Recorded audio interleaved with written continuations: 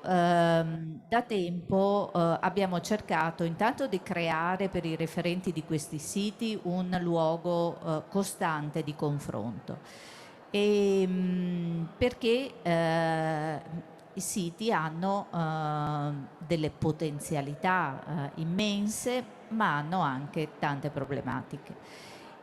Nell'affrontare il tema di oggi, salvaguardia e promozione come possibile equilibrio, partiamo proprio dalla considerazione che la Convenzione UNESCO sulla quale si basa il riconoscimento, l'iscrizione dei siti nella lista del patrimonio mondiale nasce come una convenzione dedicata proprio alla protezione del patrimonio. Quella era l'esigenza emergente nel 72 quando la convenzione fu sottoscritta. E nel tempo anche le linee che ci vengono dall'UNESCO, le linee per la redazione dei piani di gestione, quindi per la governance dei siti, hanno una particolare attenzione anche al tema dello sviluppo e della promozione.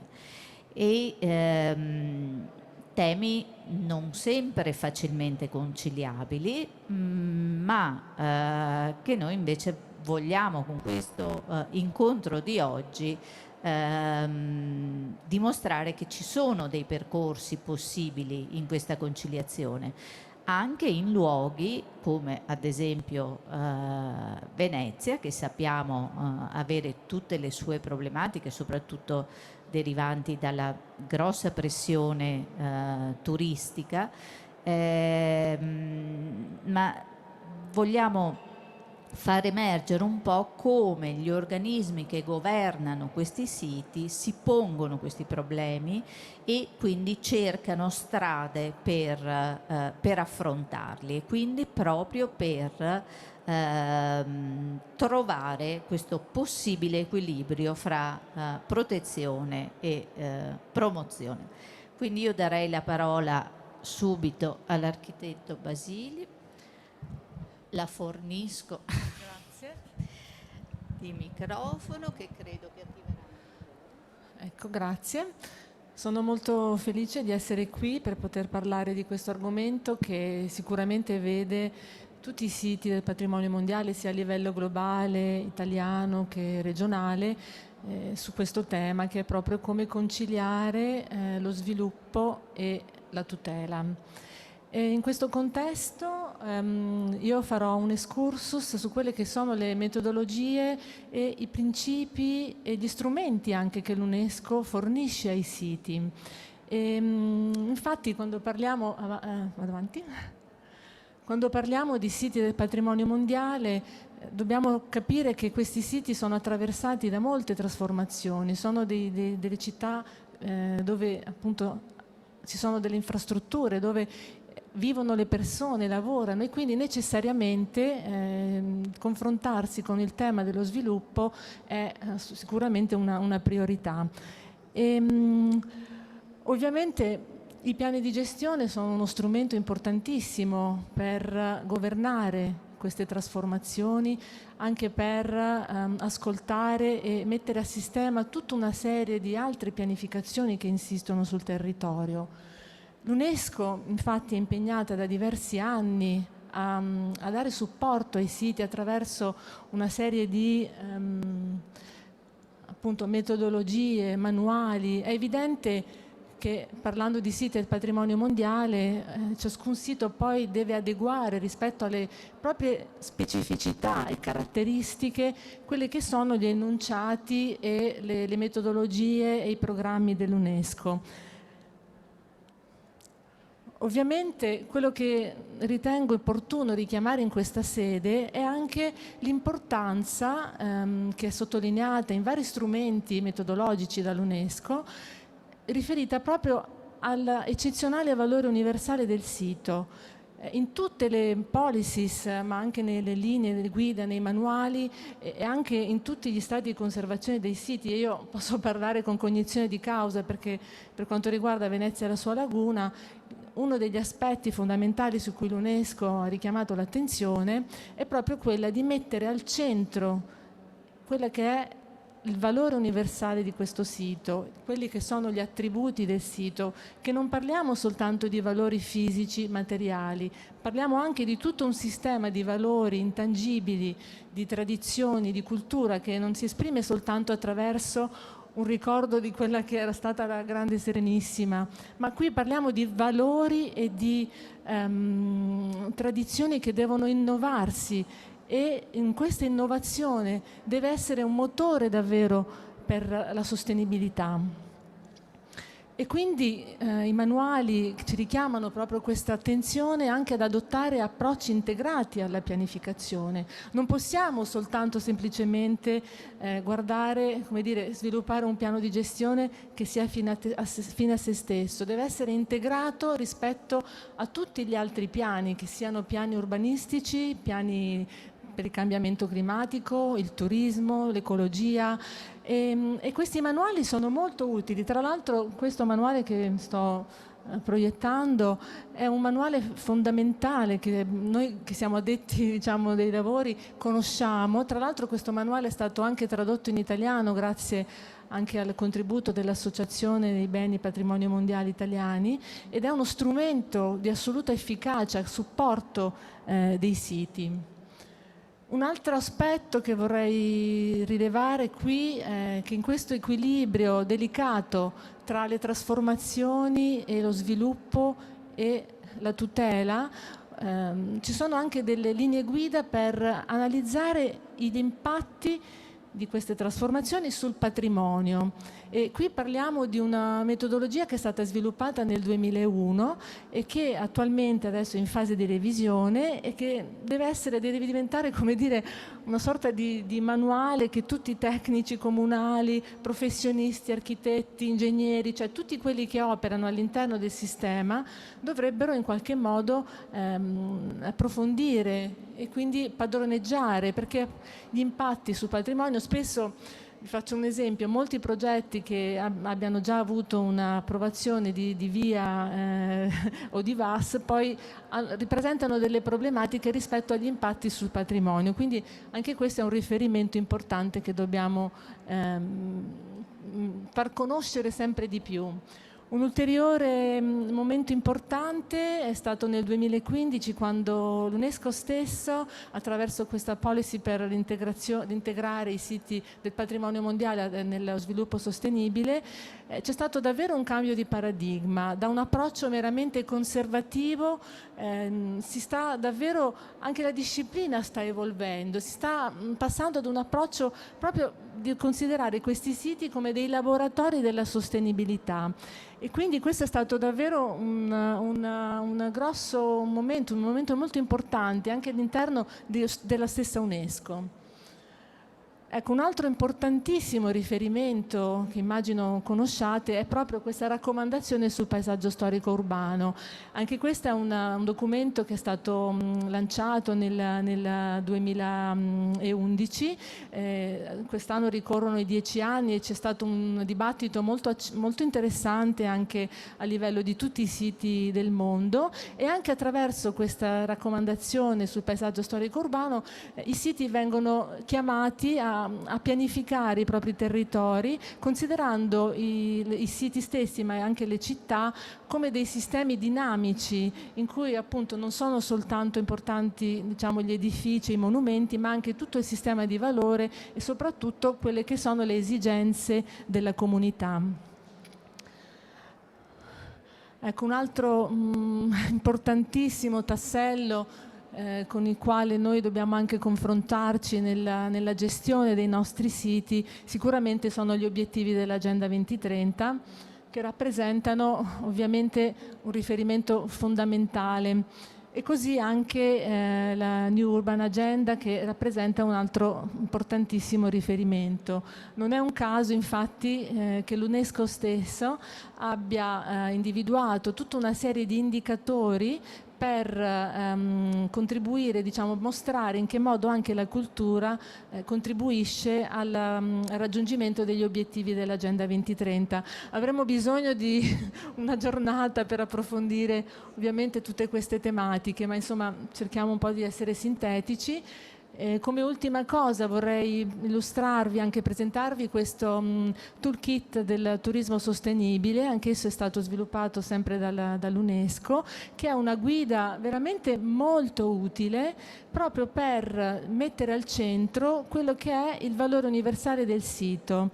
In genere anche comunicare una destinazione da una destinazione, come dire, da sito patrimonio mondiale è molto diverso e spesso sfugge anche, diciamo, il cuore, diciamo, di quella che è il valore del sito. E quindi vi invito anche a poter prendere visione di questa guida, che è strutturata con 10 strumenti, anche una guida molto, molto pratica. Tra l'altro l'abbiamo anche tradotta in italiano con l'architetto Boscaino, e a breve sarà anche disponibile sempre tramite l'Associazione dei siti del patrimonio italiani. Ecco, queste sono alcune slide perché davvero sono molto interessanti, vi invito davvero a poter prendere visione. Ecco, vorrei concludere. Sicuramente ci sono moltissimi strumenti e metodologie che l'UNESCO fornisce insieme ai suoi organi consultivi, ma ritengo anche che sia sempre più necessario che questi strumenti diventino, come dire, parte integrante non soltanto di noi che siamo addetti ai lavori di questa Heritage Community, ma che diventi davvero un patrimonio attraverso una formazione, la condivisione delle conoscenze, di tutte quelle esperienze che poi ciascun sito vive nella attività quotidiana.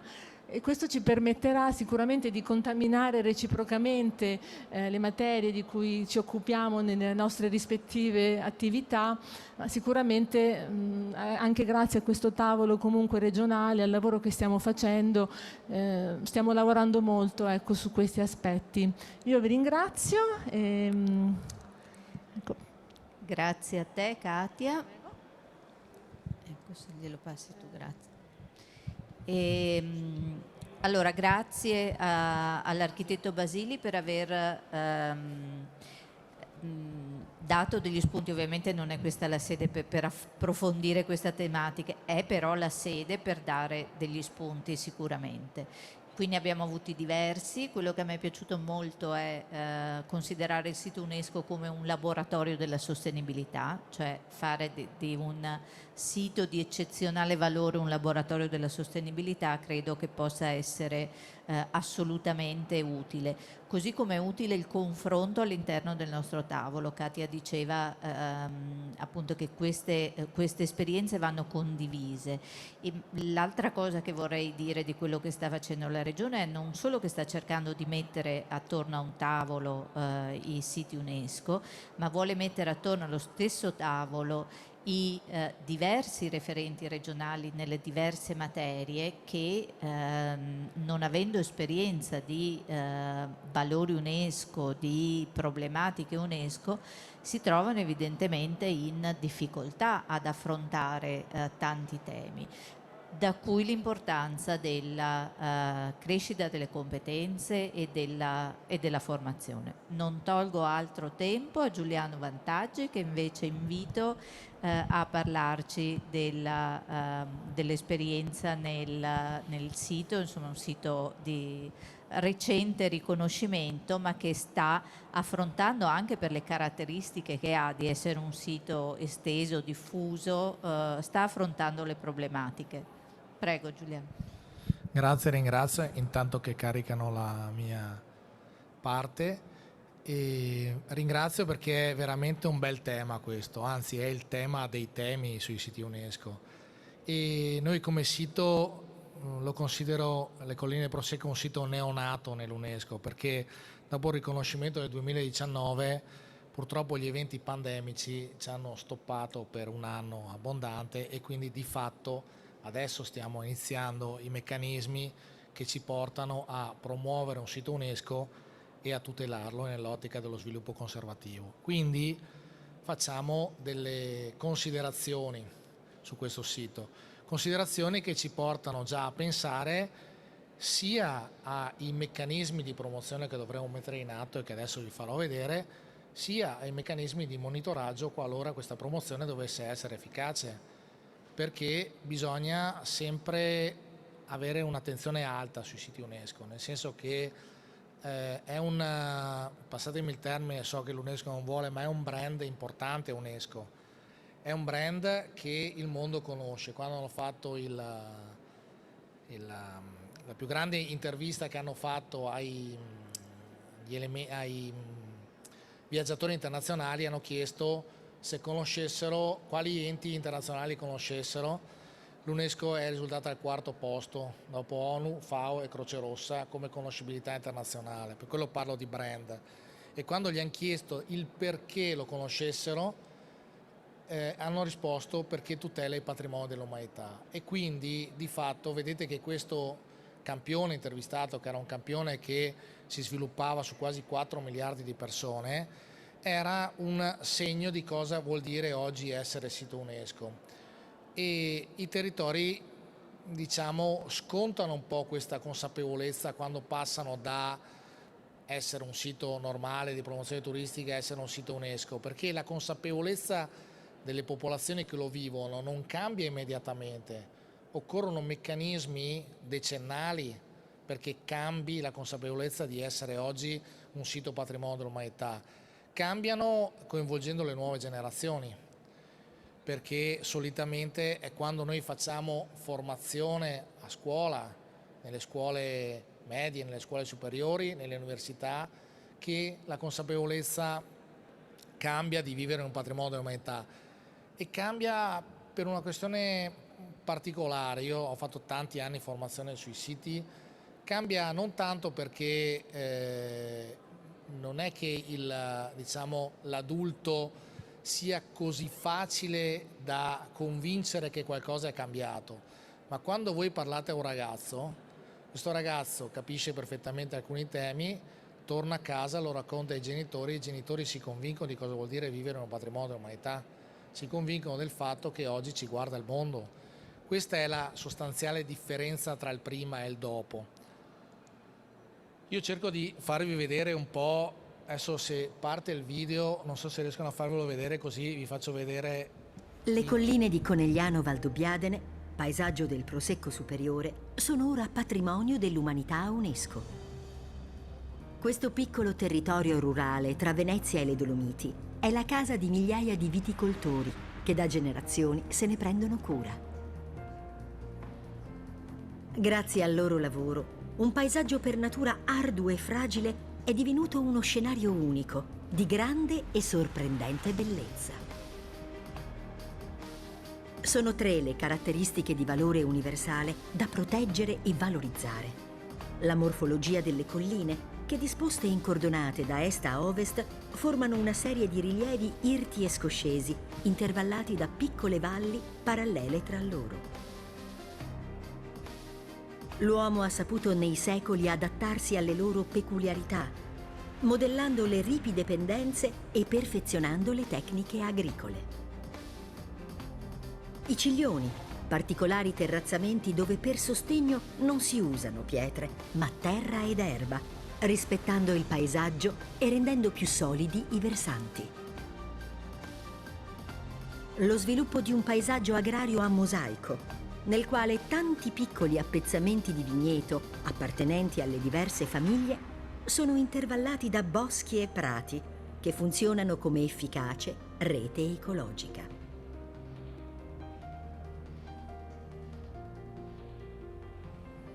Colline di Conegliano Valdobbiadene, un paesaggio da vivere, un patrimonio di tutti.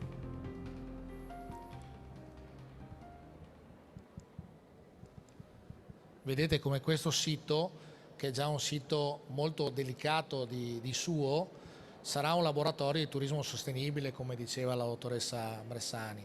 È importante, noi andremo a fare delle partite che aumenteranno il turismo in questa zona.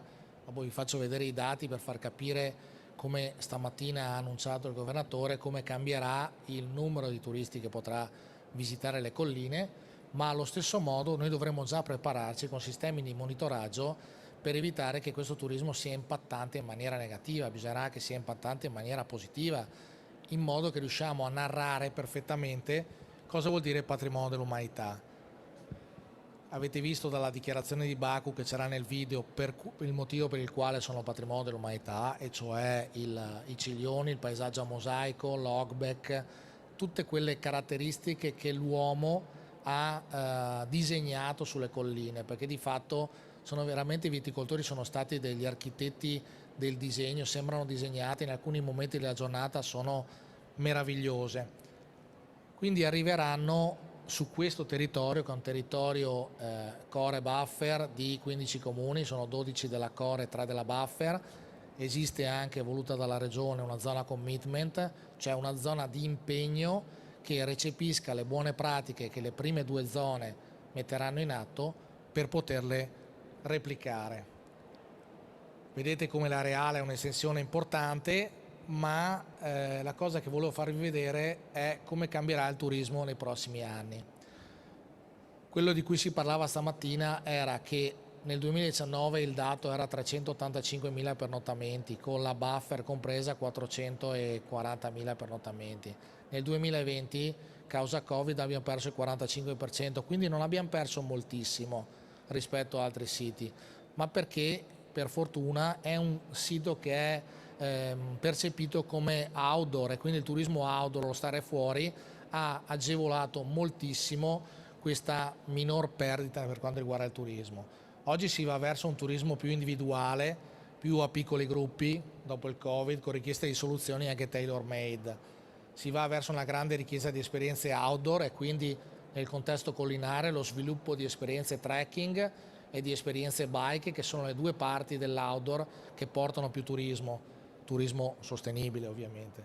Il ruolo chiave del prodotto del turismo enogastronomico. Io vivo in un territorio, quello delle colline, dove il turismo enogastronomico è molto importante e dove la filiera agroalimentare, il concetto del centimetro zero, neanche del chilometro zero, è percepito perfettamente. C'è un ruolo chiave, quello che vi dicevo, quello che dovremo mettere in atto è quello della tecnologia applicata ai flussi, perché essendo un laboratorio iniziale vediamo come crescerà il turismo, capiamo anche come monitorarlo da subito per evitare che l'impatto sia negativo invece che positivo. Questa è una cosa fondamentale. Il ruolo chiave della comunicazione, come vi spiegavo, sia verso l'interno che verso l'esterno, attenzione massima alla riqualificazione ricettiva. Questo porterà a uno sviluppo conservativo come vuole l'UNESCO, cioè un miglioramento della zona. In questo momento ci sono casolari all'interno delle vigne che sono dequalificati, che sono utilizzati per altro, diventeranno strutture ricettive molto organizzate, molto piccole, a misura d'uomo, quindi non ci sarà un impatto devastante, sarà un impatto coordinato in modo che tutto diventi un sistema, e il sistema agroalimentare comincia a dialogare col sistema turistico. In questo momento la percentuale è di 85% agroalimentare, 15% di turismo nello sviluppo economico della zona. Vedrete come il turismo arriverà ad avere una percentuale più alta nei prossimi anni e dialogheranno agricoltura e turismo. E attenzione soprattutto a alcune partite, cioè una mobilità sempre più green. Dobbiamo avere per forza su strade più piccole una mobilità più green, e dobbiamo stare attenti, dopo lo spiegherò, anche a come si mobilitano non solo le persone ma anche le merci, perché siamo in un territorio produttivo. Quindi bisogna che noi in questo sito che è neonato capiamo molte cose che potrebbero accadere nel giro di 10 anni, le gestiamo e facciamo in modo che il turismo cresca e che l'economia arrivi sempre di più nel territorio. Come vi facevo vedere prima, sono 442.000 pernottamenti nel 2019, 240.000 nel 2020 tra core buffer e commitment. Cosa succederà in futuro? Tra le cose che vi ho fatto vedere ci sarà ovviamente un'interazione con le big, con le OLTA, con le online travel agency del prodotto esperienziale, ma importante e fondamentale sarà il DMS Veneto, perché la Regione Veneto si è dotata di questo meccanismo di Ferratel, DMS, che deve per forza interagire con i nostri meccanismi. È importante che il turista giunga all'interno delle nostre colline dapprima virtualmente attraverso DMS, attraverso il meccanismo di booking nostro, per poi poter fare un'esperienza sulle colline. Molto importante quando andremo a sviluppare i tipi di turismo, il turismo outdoor, come vi ho fatto vedere, trekking e bike saranno 2 turismi sostenibili molto importanti, il cammino vedrà la luce, il cammino delle colline Prosecco vedrà la luce alla fine di quest'anno, sarà tabellato, agli inizi dell'anno prossimo potrà essere inaugurato. Domani avremo la presentazione alle ore 10 in sala anziani e abbiamo 50 km di cammino e vediamo come i turisti stanno già chiedendolo. Sarà ovviamente mappato con le nuove tecnologie, avremo, come vi dicevo, tutti i tipi di turismo, ci sarà l'interazione col turismo enogastronomico, tutti i prodotti della filiera dovranno arrivare a essere provati dal turista come turismo esperienziale. Come vi dicevo, ruolo della tecnologia sia nel carpire l'attenzione del turista che nel monitorare poi i flussi turistici, fino ad arrivare a meccanismi di formazione e comunicazione integrata, formazione nelle scuole e comunicazione con i grandi player di mercato. E anche la nuova comunicazione sia interna che esterna. Vogliamo arrivare sulle nuovissime tecnologie e quindi fare in modo che il turista ci raggiunga anche sui nuovi mondi. Passando per una riqualificazione ricettiva, vedete come i casolari che vi raccontavo diventeranno bed and breakfast, fino ad arrivare a meccanismi che gestiscono lo spostamento delle merci e quindi il carico delle merci sarà spostato in pianura. E questa è una cosa molto importante perché si toglieranno i camion dalle colline. Grazie. Grazie al dottor Vantaggi. E adesso abbiamo ancora 10 minuti, giusto? Sì. Ecco, adesso. Forse anche due, perfetto. Allora li diamo tutti alla...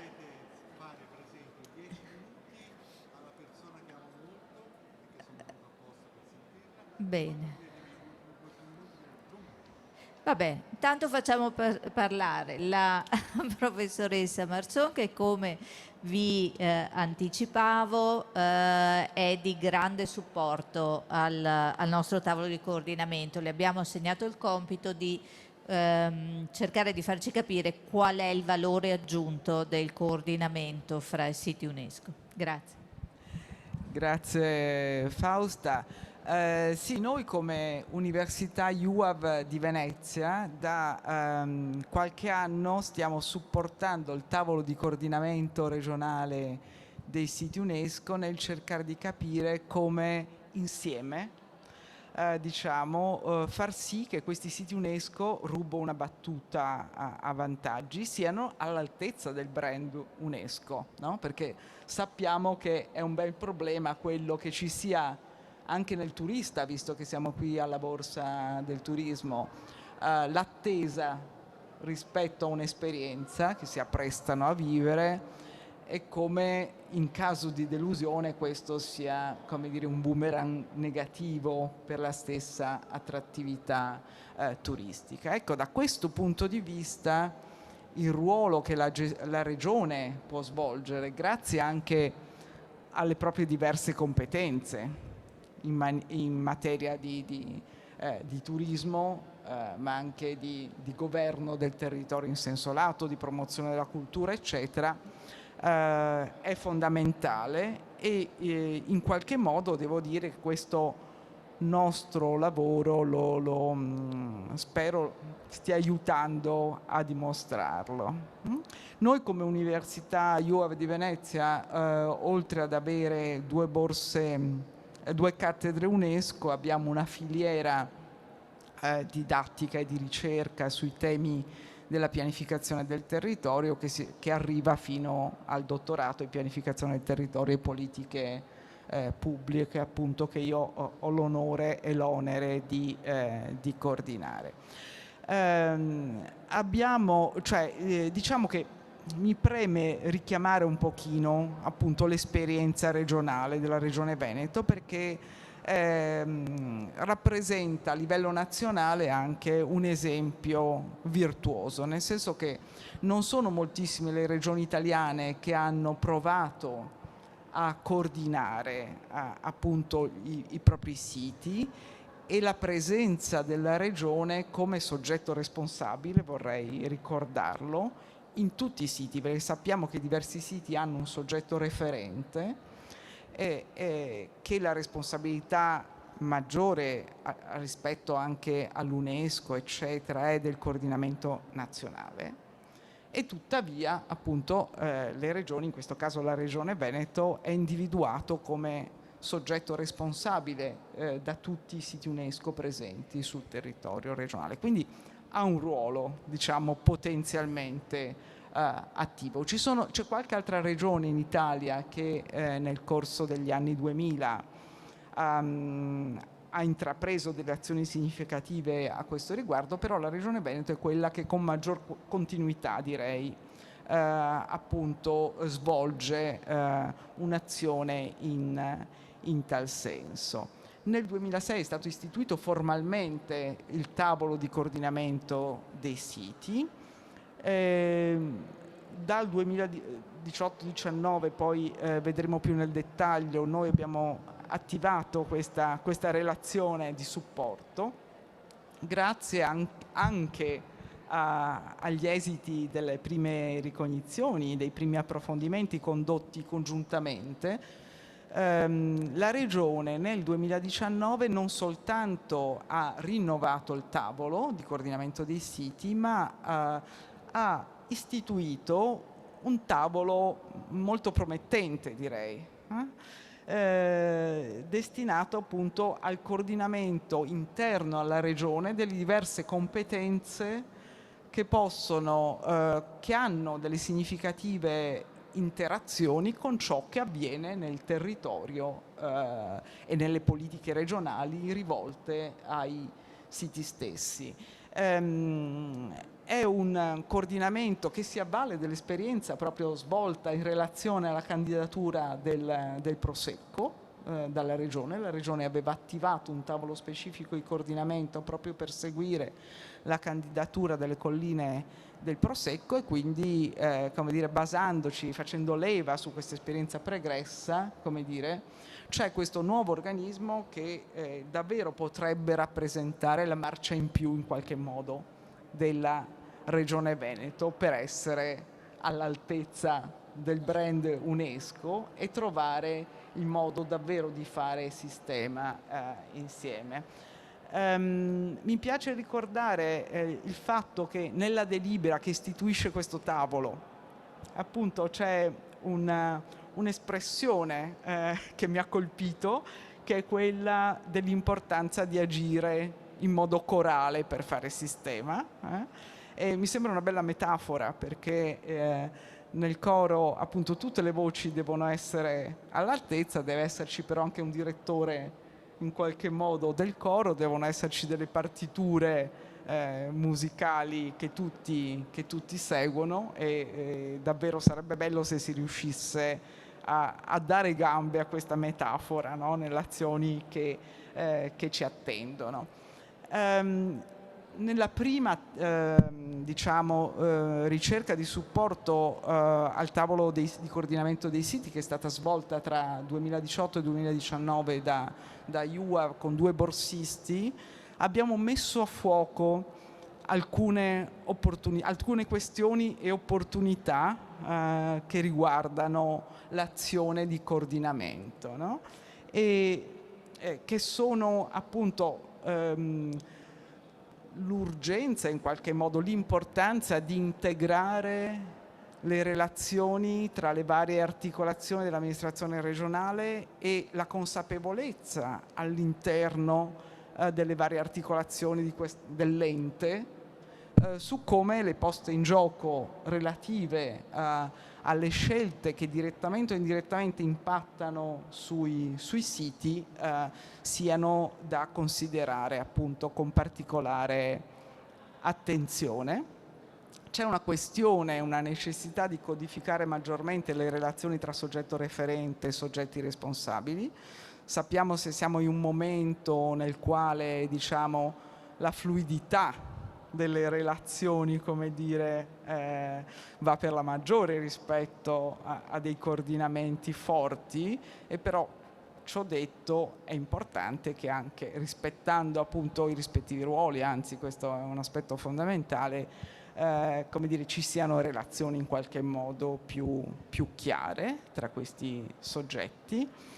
C'è la questione del rafforzare le forme di coordinamento specifiche tra soggetti delegati alla tutela e strutture di gestione dei siti, e su questo piano mi sembra di aver visto già qualche risultato. Al tavolo di coordinamento dei siti interviene ora stabilmente, no, la segreteria regionale del MIC, e come dire, è un passo avanti significativo anche questo, e così via. Naturalmente c'è il grosso tema del coinvolgimento effettivo delle comunità locali, che è un tema all'ordine del giorno, e la questione posta più volte da vari siti del garantire la continuità istituzionale tra un'amministrazione e l'altra, perché questo spesso crea dei problemi a portare avanti le azioni proprio in corso programmate per la gestione dei siti. Ora abbiamo ripreso questa attività, e in particolare stiamo lavorando innanzitutto a un focus specifico sulle potenziali sinergie attivabili tra gestione dei siti e procedure di pianificazione territoriale in qualche modo in capo alla regione. Ovvero, per fare proprio un esempio semplice, nelle procedure di VAS piuttosto che di VIA, come dire, l'impatto sul patrimonio, come ricordava prima Katia Basili, come viene trattato, come viene considerato, no? E questo è soltanto uno dei molti aspetti interessanti da questo punto di vista.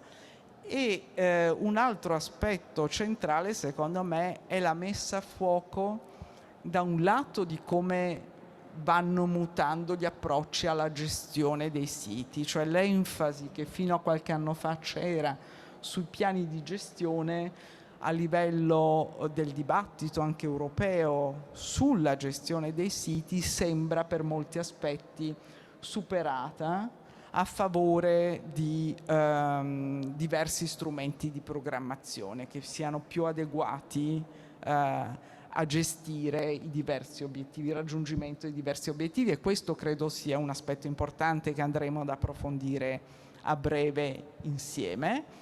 L'altro aspetto chiaramente è, considerando che appunto si tratta di una struttura a rete, no? La Regione appunto ha attivato un tavolo che coordina una rete molto articolata, con pesi diversi, competenze diverse, risorse diverse, eccetera. Ecco, ragionare attraverso quali modalità e azioni comuni si possa rafforzare questo stare insieme, e questo stare insieme possa essere un momento utile per far crescere anche la qualità delle azioni all'interno della gestione dei siti e delle azioni regionali, dell'istituzione regione verso i siti, è un argomento secondo me molto importante e d'attualità, appunto, fermo restando che si tratta appunto di un coordinamento e non di un modello gerarchico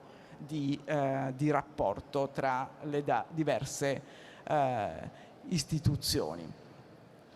Ovviamente ci sono tutti questi documenti dell'UNESCO, no? Che tendono a essere un pochino macchinistici anche, no? Un po' semplicistici nel definire il rapporto tra le variazioni, tra i vari soggetti, eccetera. E io credo che invece dobbiamo fare un lavoro più tailor-made, cioè su misura davvero, no? Del contesto. Quando ci caliamo in un contesto amministrativo bisogna in ogni caso tenere conto del pregresso, andare a identificare le esperienze utili già maturate e cercare di farle crescere, di portarle avanti, no? Credo che l'ottica appunto del progetto di sostenibilità sia fondamentale in questo momento, soprattutto a fronte del contesto PNNR, capire anche, come dire, la programmazione del PNNR, come interagirà rispetto al patrimonio dei siti, ma al contesto dei siti anche, quindi lì servirà davvero uno scatto di sperimentazione consistente.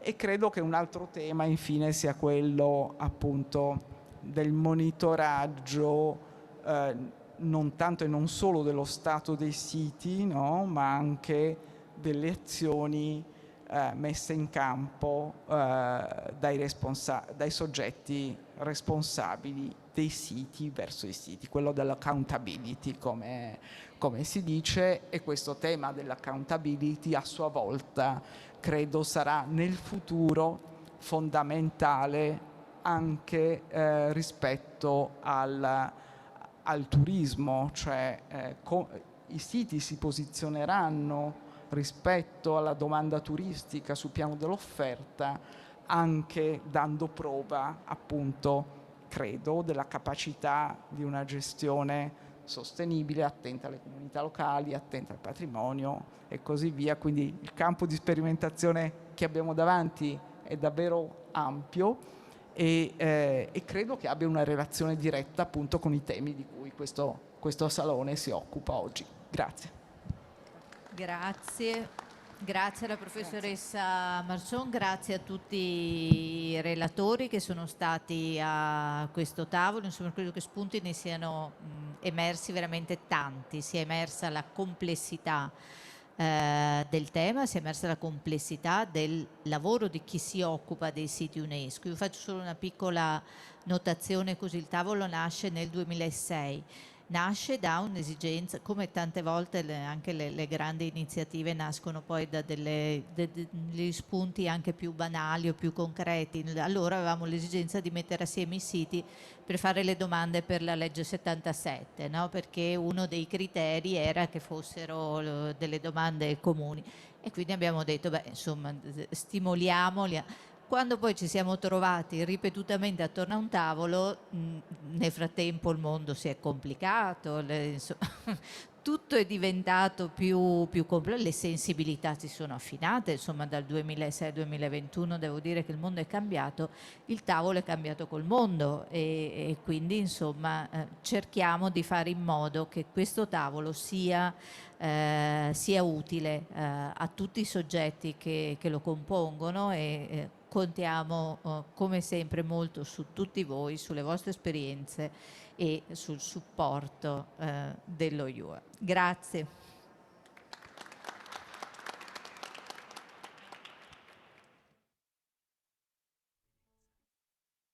Il legame più intimo tra gli uomini, i territori incantati e le città maestose sono il sapere, guardiano della